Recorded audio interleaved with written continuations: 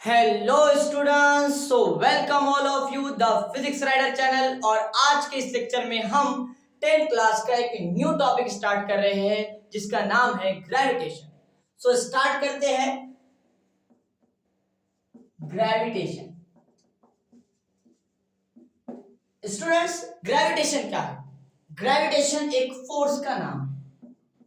Gravitation क्या है? एक फोर्स का नाम है। फोर्स में आपने दो टाइप की फोर्स पढ़ेंगे, एक है कांटेक्ट और दूसरा है नॉन कांटेक्ट, मतलब contact force and non contact. Right? Contact force क्या है? अगर दो ऑब्जेक्ट कांटेक्ट में हो और फोर्स एक्ट हो रही हो, जो भी फोर्स रही हो, उस फोर्स को हम कांटेक्ट फोर्स बोलेंगे। और अगर जब कोई ऑब्जेक्ट नॉन कांटेक्ट में हो और कोई फोर्स एक्ट हो रही हो तो उस फोर्स को बोलेंगे हम नॉन कांटेक्ट। कांटेक्ट में रहते हो कांटेक्ट फोर्स, और अगर नॉन कांटेक्ट में हो तो नॉन कांटेक्ट फोर्स। तो इसमें आपने पढ़े होंगे friction force, tension force, spring force, ये कांटेक्ट फोर्स का एग्जांपल है। और नॉन कांटेक्ट में electrostatic force, magnetic force,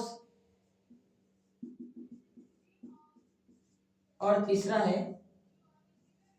gravitational force. तो याद रखना, अगर दो ऑब्जेक्ट कांटेक्ट में हो, जैसे कि फ्रिक्शन फोर्स, जब कभी भी दो ऑब्जेक्ट के बीच में रिलेटिव मोशन हो, हो रहा मतलब कांटेक्ट में हो, तो वहां पर जो फोर्स रहेंगी वो फ्रिक्शन फोर्स। राइट? तो ये कांटेक्ट फोर्स का एग्जांपल है। टेंशन फोर्स भी कांटेक्ट फोर्स है। स्प्रिंग जब कांटेक्ट में आएंगी तभी फोर्स एक्ट होगी। टेंशन फोर्स, कोई स्प्रिंग बोलो या कोई थ्रेड बोलो। राइट? तो जब चेन बोलो, रॉड बोलो, तो जब ये किसी चीज के कांटेक्ट में आएंगे तो तब टेंशन फोर्स एक्ट होगी। और इलेक्ट्रोस्टैटिक फोर्स चार्जेस के बीच में, जैसे पॉजिटिव चार्ज है, नेगेटिव चार्ज है, ये दूर भी रहेंगे मगर एक दूसरे को अट्रैक्ट करेंगे, तो यहाँ पर जो फोर्स है कौन सी रहेंगी? Electrostatic force, magnetic, north pole south pole. Right? इसके अलावा ग्रेविटेशनल फोर्स, तो हम बात करने वाले हैं ग्रेविटेशनल फोर्स के ऊपर। तो ग्रेविटेशनल फोर्स कैसी फोर्स है? एक non contact force. Okay, gravitation के अकॉर्डिंग न्यूटन का एक लॉ है जिसको हम बोलते हैं न्यूटन लॉ ऑफ ग्रेविटेशन। तो हम स्टार्ट करेंगे Newton law of gravitation. Newton का एक लॉ है ग्रेविटेशन के अकॉर्डिंग जिसको हम बोलते हैं Newton law of gravitation. Newton's law of gravitation, Newton's law of gravitation. Newton's law of gravitation क्या बोलेगा? क्या बोलता? न्यूटन्स लॉ ऑफ ग्रेविटेशन बोलता every object in this universe attract each other by a gravitational force, and the gravitational force is directly proportional to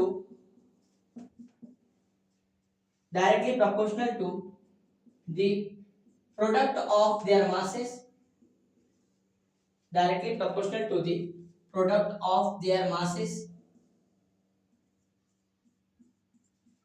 and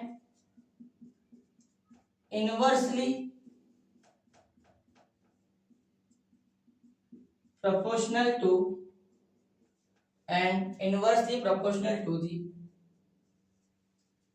the square of the distance between their center. Right? Newton's law of gravitation क्या बोलता? Every object in this universe, मतलब दुनिया में जितने भी object हैं, एक object दूसरे ऑब्जेक्ट को अपने तरफ अट्रैक्ट करता है, और जो अट्रैक्ट करता है उस फोर्स का नाम है ग्रेविटेशनल फोर्स। मतलब एक ऑब्जेक्ट दूसरे ऑब्जेक्ट को अट्रैक्ट करता, जो फोर्स से अट्रैक्ट करता, उस फोर्स को ग्रेविटेशनल फोर्स बोलते हैं। और जो ग्रेविटेशनल फोर्स है वो डायरेक्टली प्रोपोर्शनल है, किसको? प्रोडक्ट ऑफ देयर मासेस, और इनवर्सली प्रोपोर्शनल है square of the distance between them. Okay, इसको समझते हैं। पहले आप इसको नोट कर लो, स्क्रीनशॉट ले लो। 1 2 3। ओके ओके, ग्रेविटेशनल फोर्स को हम एफ से डिनोट करेंगे। ग्रेविटेशनल फोर्स को हम एफ से डिनोट करेंगे। हम आपके सामने एग्जांपल लेते, सबको पूरा समझ आएगा कि न्यूटन लॉ ऑफ ग्रेविटेशन है क्या। मान लो हमारे पास दो ऑब्जेक्ट है, पहले वाले का मास m1, दूसरे वाले का m2। तो न्यूटन लॉ ऑफ ग्रेविटेशन क्या बोलता कि ये दोनों ऑब्जेक्ट एक दूसरे को अट्रैक्ट करेंगे, ये दोनों ऑब्जेक्ट एक दूसरे को अट्रैक्ट करेंगे, राइट। और जो अट्रैक्ट करेंगे वो फोर्स कौन सी है? Gravitational force. ग्रेविटेशनल फोर्स को हम F से बताएंगे। तो ये जो फोर्स F है ये डायरेक्टली प्रोपोर्शनल है। किसको प्रोपोर्शनल है? Product of their masses. इसका मास मान लो m1 है, इसका मास m2 है। तो ग्रेविटेशनल फोर्स डायरेक्टली प्रोपोर्शनल है किसको? Product of their masses. Okay right. मान लो ये दोनों के बीच में का जो सेंटर का जो डिस्टेंस है वो है स्मॉल r। तो जो ग्रेविटेशनल फोर्स है वो इनवर्सली प्रोपोर्शनल है। किसको इनवर्सली प्रोपोर्शनल है? Distance between their separation. और दोनों के बीच में का सेपरेशन क्या है? r। तो ग्रेविटेशनल फोर्स इनवर्सली प्रोपोर्शनल है square of the distance between their centre. Okay, दोनों के सेंटर का डिस्टेंस कितना है? r है। तो हम यहां दोनों को कंपेयर करते, मान लो ये 1 ये 2, दोनों को कंपेयर करते हुए बोल सकते हैं F is proportional to m1 m2 upon r square. Okay right. अब इसको इक्वल के लिए हम एक कांस्टेंट लगाते, तो न्यूटन ने क्या कांस्टेंट लगाए? F। देखो इक्वल के लिए न्यूटन ने कांस्टेंट लगाया g। क्या लगाया? Capital G। कैपिटल G क्या है यहां पर? कैपिटल G है यूनिवर्सल ग्रेविटेशनल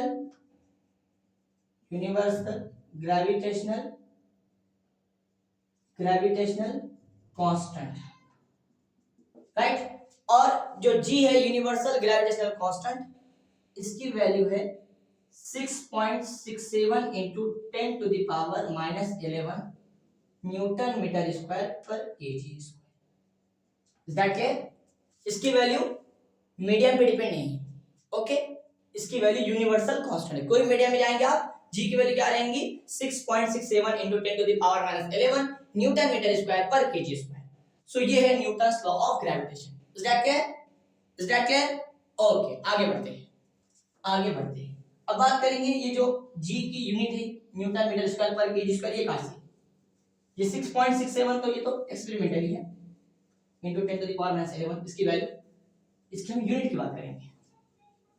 यूनिट क्या है? देखो f किसके बराबर बोला हमने? f g m1 m2 upon r square. Okay, यहां से r स्क्वायर डिवाइड में इधर क्या होगा? Multiply. f r square g m1 m2। अपने को g का क्या लाना है, तो g क्या लिखेंगे? देखो यहाँ पे g यहां से हो जाएगा f r square upon m1 m2। Okay, चाहो तो मैं ऐसा लिख सकता g f r square upon m1 m2। अब देखो यहां पर फोर्स की यूनिट क्या है? ऐसा है न्यूटन। r क्या है? डिस्टेंस मीटर में, तो r स्क्वायर दो मीटर का स्क्वायर अपॉन, ऐसे लिख दिया, ऑब्लिक लगे मसला नहीं। ओके, m1 m2 दोनों क्या है? मास है केजी में, kg into kg स्क्वायर। तो ऐसा यूनिट क्या है? g की यूनिट क्या है? न्यूटन मीटर स्क्वायर पर KG square. Is that clear? Okay, अच्छा उसके बाद ये जो ग्रेविटेशनल फोर्स है, ये जो ग्रेविटेशनल फोर्स, ये कैसी फोर्स है? अट्रैक्टिव फोर्स है। It is attractive force. Gravitational force कैसी है? अट्रैक्टिव फोर्स है। जैसे कि मान लो यहां पर एक मास है m1 और यहां पर m2, तो ये दोनों दूसरे को अट्रैक्ट करेंगे, रिपल नहीं करेंगे, अट्रैक्ट। जैसे कि इलेक्ट्रोस्टैटिक फोर्स अट्रैक्टिव भी होती है, रिपल्सिव भी होती है। अगर दो लाइक चार्ज है, मतलब पॉजिटिव पॉजिटिव, ये लाइक चार्ज है, नेगेटिव नेगेटिव, ये लाइक चार्ज है, तो लाइक चार्ज रिपल करते और अनलाइक चार्ज अट्रैक्ट करते। तो इलेक्ट्रोस्टैटिक फोर्स अट्रैक्टिव भी होती है और रिपल्सिव भी होती है, लेकिन ग्रेविटेशनल फोर्स कैसी है? सिर्फ अट्रैक्टिव फोर्स है। Is that clear? अच्छा, और कैसी फोर्स बोलेंगे? It is non contact force. It is non contact force. एक और इंपॉर्टेंट बात है, वो ये है कि ये नेचर पे डिपेंड नहीं है। Gravitational force is not depend on medium, it is not depends on medium. Medium पे डिपेंड नहीं है ये फोर्स। मतलब मान लो ये दो ऑब्जेक्ट है m1 m2, इसका मास 1 kg है, मान इसका मास 1 kg है, ध्यान देना इसका मास भी 1 kg है, इसका मास भी 1 kg है। दोनों के बीच में जो सेंटर का डिस्टेंस है वो मान लो 1 मीटर है, राइट। अब हमने दोनों के बीच में की फोर्स निकाली, आप निकाल देना यहाँ पे F G m1 m2 upon r square. चलो मैं निकालूं, इसको पहले आप स्क्रीनशॉट ले या नोट कर लो। ओके 1 2 3, चलो देखो हम निकाल देता कितनी फोर्स है, 6.67 into 10 to the power minus 11 Newton force है, देख लो F G m1 m2 upon r square. G कितना है 6.67 into 10 to the power minus 11, मास 1 है, m2 भी 1 है, r भी 1 है, 1 का स्क्वायर, क्या क्या बनेगा F into 10 to the power minus 11 force. अब ये दो ऑब्जेक्ट कहां पर थे, मतलब मीडियम क्या है, इसके अराउंड मान लो एयर है, इसके अराउंड में क्या है, सराउंडिंग में क्या है, एयर है, तो एयर एक मीडियम है। सो हमने ये दोनों के बीच में फोर्स निकाले एयर मीडियम, तो फोर्स कितना आया 6.67 into 10 to the power minus 11। अगर मैं ये दोनों ऑब्जेक्ट को वाटर मीडियम के अंदर ले जाऊं, मतलब वाटर के अंदर ले जाऊं, तब भी फोर्स यही आएगी, क्यों, मास चेंज हुआ तो वाटर में ले गया, बात m1 m2 को मैंने वाटर में लेके चला गया, तो क्या यहाँ पर मास चेंज होगा वाटर के अंदर, नहीं। ओके, इसके अलावा डिस्टेंस वही रखना है, चेंज नहीं करना है, राइट। और जी तो क्या है, यूनिवर्सल कांस्टेंट है, इसलिए ग्रेविटेशनल फोर्स मीडियम के नेचर पे डिपेंड नहीं है, it is not depends on medium, is that clear. Okay, इसके ऊपर एक और क्वेश्चन करेंगे, इसको आप नोट कर लो या स्क्रीनशॉट ले लो, 1 2 3 4 5। ओके, आज की वीडियो में हम दो चीज देखने वाले हैं, एक ग्रेविटेशनल जो फोर्स है वो, उसके ऊपर न्यूटन्स का लॉ, और इसके अलावा सेंट्रीपिटल फोर्स। इसके बाद और 3 वीडियो आएंगे इस टॉपिक के ऊपर, एक वीडियो आएगा केपलर्स लॉ पे जिसमें तीनों लॉ देखेंगे हम, एक आएगा एक्सेलरेशन ड्यू टू ग्रेविटी पे, और एक आएगा ग्रेविटेशनल पोटेंशियल और एस्केप लॉ से। ओके ओके, एक क्वेश्चन देंगे आपको, मान लो हमारे पास यहाँ पर दो ऑब्जेक्ट है, ये एक ऑब्जेक्ट है, इसका मास है 2 kg, यहाँ पर दूसरा ऑब्जेक्ट काम कर, इसका 10 ले लो, 10। ओके, दूसरा ऑब्जेक्ट है, इसका मास भी ले लो 10 kg, या 100 ले लो, 100 kg। ओके, दोनों के बीच में का डिस्टेंस है मान लो 1 मीटर। Okay, right, clear. चलो फोर्स क्या है, वीडियो को पॉज करो और सॉल्व करो, फास्ट कमेंट करो, आंसर बोलो 1 2 3 4। मैं सॉल्व करने जा रहा हूं, आप वीडियो को पॉज करके सॉल्व करना। ओके, सॉल्व करें। ओके, देखो F बराबर है G m1 m2 upon r square. Okay, so F is equal to, G कितना है, G की वैल्यू तो यूनिवर्सल कांस्टेंट है, क्वेश्चन में दो या ना दो, 6.67 into 10 to the power minus 11। m1 कितना है 10, m2 कितना है 100 अपॉन r कितना है 1 का स्क्वायर, 1 का स्क्वायर 1 होगा, छोड़ दो, यहाँ से देखो 6.67 into 10 to the power minus 11, और ये कितना हो जाएगा 1000। ओके, 1000 को मैं क्या बोल सकता, 1000 को मैं 10 to the power 3 बोल सकता, या इसको इससे मल्टीप्लाई करो, कोई मसला नहीं है, आंसर है। ओके, 1000 को मैं 10 to the power 3 बोल सकता हूँ, ठीक, तो यहाँ से लिखूंगा मैं, यहाँ लिख लें। Okay, F is equals to 6.67 into 10 to the power minus 11, और 1000 को लिखेंगे हम 10 to the power 3। Okay, so F is equals to 6.67 into, indices में आपने पढ़े होंगे, अगर बेस सेम है तो पावर का एडिशन होता है, तो यहाँ बेस सेम है 10 10, और माइनस 11 में प्लस 3 का क्या होगा प्लस 8, तो खाली मैं 8 लिख दूं, माइनस 8 न्यूटन। ओके, माइनस 11 में प्लस 3 करें तो अंदर 3 चले जाएंगे, minus 8 newton, is that clear. 6.67 into 10 to the power minus 8 newton. Okay okay, so ये था न्यूटन्स लॉ ऑफ ग्रेविटेशन, जो न्यूटन्स का लॉ है ग्रेविटेशन के ऊपर, वो हमने आपको बता दिया, उसके ऊपर छोटे दो क्वेश्चन करेंगे। इसके अलावा और भी क्वेश्चन टॉपिक के अंदर, तो हम जब ये टॉपिक पूरा कंप्लीट होगा तो हम स्पेशल न्यूमेरिकल के लिए एक वीडियो बनाएंगे। ओके, तो अभी हम बात करेंगे सेंट्रीपिटल फोर्स के ऊपर। Okay, centripetal force. जब तक मैं आपको एक सवाल करता हूं कि सेंट्रीपिटल फोर्स कांटेक्ट है या नॉन कांटेक्ट, कमेंट कर लो आप, बोलो क्या आएगा, सेंट्रीपिटल फोर्स कांटेक्ट फोर्स है या non contact force. Centripetal force बोलिए, वीडियो को पॉज करो, बोलिए सेंट्रीपिटल फोर्स कांटेक्ट है या नॉन कांटेक्ट। तो याद रखो सेंट्रीपिटल फोर्स ना ही कांटेक्ट है और ना ही नॉन कांटेक्ट है, मतलब ये कोई अलग से फोर्स नहीं है। सेंट्रीपिटल फोर्स अगर कोई अलग से फोर्स है, फ्रिक्शन फोर्स एक अलग से फोर्स है, ग्रेविटेशनल फोर्स एक अलग से फोर्स है, टेंशन फोर्स एक अलग से फोर्स है। वैसे सेंट्रीपिटल फोर्स एक अलग से फोर्स नहीं है, बल्कि कोई भी फोर्स, मेरी बात गौर से सुनना, कोई भी फोर्स अगर सर्कुलर मोशन करती है तो उस फोर्स को हम सेंट्रीपिटल फोर्स बोलते हैं। चलो इसको हम डिफाइन करेंगे फिर एक्सप्लेन करेंगे। ओके, सो यहां पर इना सर्कुलर, देखो डिफिनेशन लिख रहा हूं मैं, इना circular motion, in a circular motion the force acting on the body, कैसे लिखो, in a circular motion of a body, in a circular motion of a body, the force acting on a body is directed towards the center of the circle,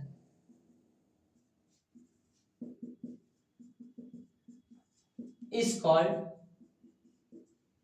centripetal force। Centripetal force मतलब अगर कोई body circular motion करती है, अगर कोई body circular motion करती है तो उस बॉडी पे टुवर्ड द सेंटर एक फोर्स एक्ट होती है, उस फोर्स को हम बोलेंगे centripetal force. In a circular motion of a body the force acting on a body is directed toward the centre of the circle is called centripetal force. That clear, मतलब अगर कोई body पे toward the centre circular motion अगर कोई body करे और उसके ऊपर टुवर्ड द सेंटर एक फोर्स लगती है, उसको बोलते हैं सेंट्रीपिटल फोर्स। ओके, चलो इसको समझते हैं, इसको समझते हैं।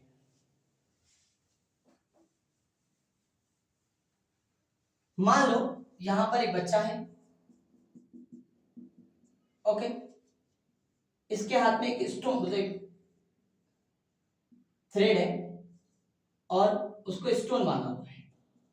ओके, सो ये बच्चा क्या कर रहा है, उसको गोल घुमा रहा है, सर्कुलर मोशन। देखो सेंट्रीपिटल फोर्स कहां रहेंगी, जहां पे सर्कुलर मोशन हो। ओके, मान लो इसको गोल घुमा रहा है, राइट, मुझे ऐसे ही बताना पड़ेगा, 3 डायमेंशनल बोर्ड नहीं है मेरे पास। ओके, सो इसको गोल घुमाया, मतलब ये ऑब्जेक्ट क्या कर रहा है, इसने सर्कुलर मोशन का। तो यहां पर इस स्टोन पे एक टुवर्ड द सेंटर फोर्स लगेगी जिसका नाम है सेंट्रीपिटल फोर्स। आ रही बात समझ में? जहां पर भी सर्कुलर मोशन होता वहां पर सेंट्रीपिटल फोर्स लगती। लेकिन सेंट्रीपिटल फोर्स कोई अलग से फोर्स नहीं है, बल्कि कोई भी फोर्स अगर सर्कुलर मोशन करती तो उस फोर्स का नाम पड़ जाएगा सेंट्रीपिटल फोर्स। जैसा कि यहाँ पर, जैसा कि हमारे मेरे पास स्ट्रिंग है, राइट, तो ये जो स्ट्रिंग है, ये स्ट्रिंग में असल में टेंशन फोर्स है। बोलो क्या है, टेंशन फोर्स है।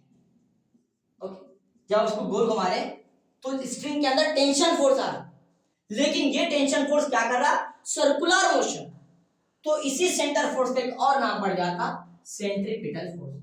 सेंट्रीपिटल फोर्स, सेंट्रीपिटल फोर्स कोई अलग से फोर्स नहीं है, बल्कि कोई भी फोर्स अगर सर्कुलर मोशन करेंगी तो उस फोर्स का एक और नाम क्या पड़ेगा, सेंट्रीपिटल फोर्स। जैसा कि सन के अराउंड में प्लैनेट रिवॉल्व करते हैं, जैसे कि हम एग्जांपल देंगे अर्थ का, तो सन के अराउंड में मान लो अर्थ रिवॉल्व करे। ओके, तो सन और अर्थ दोनों के दरमियान में कौन सी फोर्स है असल में, बोलिए बोलिए बोलिए, ग्रेविटेशनल फोर्स है। कौन सी बोलो, gravitational force, gravitational force, gravitational force. लेकिन यहां पर जो अर्थ है मान लो क्या करी, सर्कुलर मोशन, तो यहां पर जो ग्रेविटेशनल फोर्स है वो क्या करी, सर्कुलर मोशन, तो इस फोर्स का एक और नाम पड़ जाता है सेंट्रीपिटल फोर्स। तो याद रखना स्टूडेंट्स कि सेंट्रीपिटल फोर्स कोई अलग से फोर्स नहीं है, बल्कि कोई भी फोर्स, चाहे वो टेंशन फोर्स हो, ग्रेविटेशनल, इसके अलावा कोई भी फोर्स हो, मतलब कांटेक्ट भी हो सकती है, वो नॉन कांटेक्ट भी हो सकती है, कांटेक्ट फोर्स हो या नॉन कांटेक्ट फोर्स हो, अगर वो सर्कुलर मोशन करती, क्या करती है, सर्कुलर मोशन करती है, तो उस वक्त वही फोर्स का, जैसे यहाँ पे टेंशन फोर्स है, तो टेंशन फोर्स का एक और नाम पड़ जाएगा सेंट्रीपिटल फोर्स, मतलब उसको सेंट्रीपिटल फोर्स भी बोल सकते हैं। ओके, और यहाँ पर ग्रेविटेशनल फोर्स है, वही फोर्स को क्या बोलेंगे हम, centripetal force. Is that clear? आ गया समझ में? ओके, अब इसकी फॉर्मूले बात करेंगे। ओके ओके, अगर कोई ऑब्जेक्ट सर्कुलर मोशन करता है तो वहां पर जो टूवर्ड द सेंटर फोर्स लगती है उसी को हम बोलते हैं सेंट्रीपिटल फोर्स, मतलब सेंटर की तरफ उस पे खिंचाव होता है, फोर्स। ओके, देखो हर फोर्स का फॉर्मूला क्या होता है, कौन सी फोर्स में दो, हर फोर्स क्या होता है, मास।